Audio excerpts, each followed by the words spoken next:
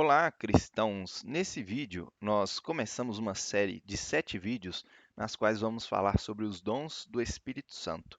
E já de início, hoje nós vamos falar sobre o dom da fortaleza, mas antes eu quero fazer uma introdução com você sobre os dons do Espírito Santo. Quando é que nós recebemos esses dons?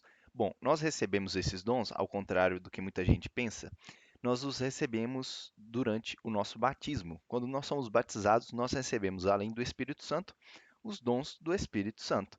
E quando nós somos crismados, esses dons, eles se aperfeiçoam em nós. E como que esses dons, eles funcionam em nós? Imagina o seguinte, imagina que você tem o dom de tocar violão, mas você nunca pegou um violão na sua vida. A primeira vez que você for tentar tocar um violão, vai ser um desastre porque você tem o dom, mas você não aflorou esse dom, você não trabalhou ele.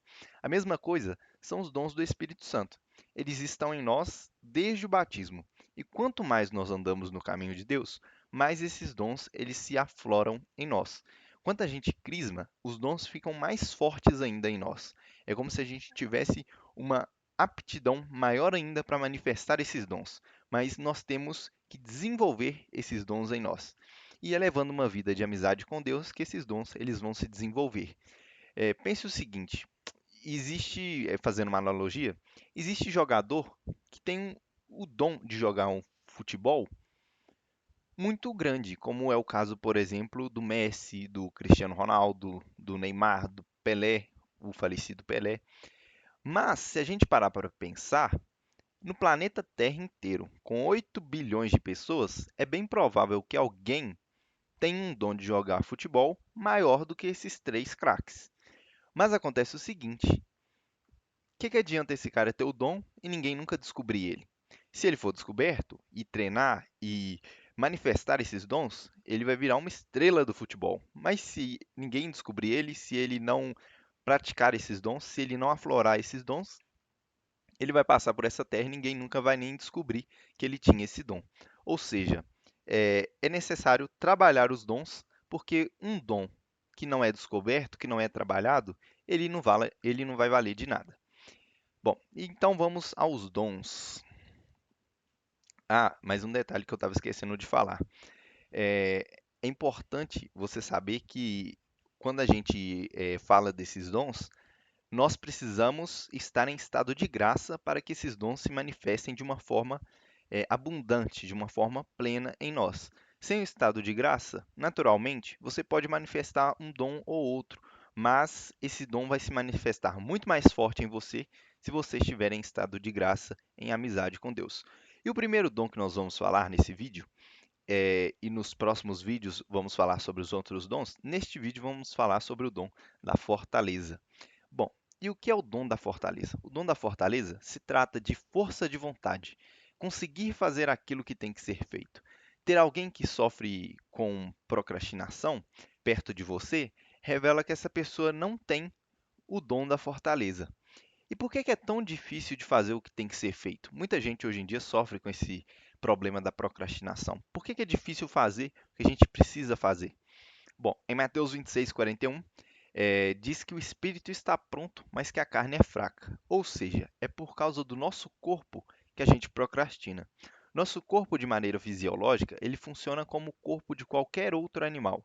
Ele quer descansar o tempo todo, quer comer coisas calóricas, quer fazer só o que é agradável. Se você der para um animal descanso, água, comida, aí sim ele fica feliz da vida, porque o animal ele é guiado pelo seu corpo, mas o ser humano ele tem que ser guiado pelo seu espírito. Portanto, o ser humano ele é diferente do animal. Quando você dá essas coisas que eu disse para um animal, água, descanso, comida, é uma fêmea para se reproduzir, ele está feliz da vida. Mas o ser humano ele não fica satisfeito com isso. O ser humano dentro de si tem uma coisa que nenhum animal tem, que é o espírito.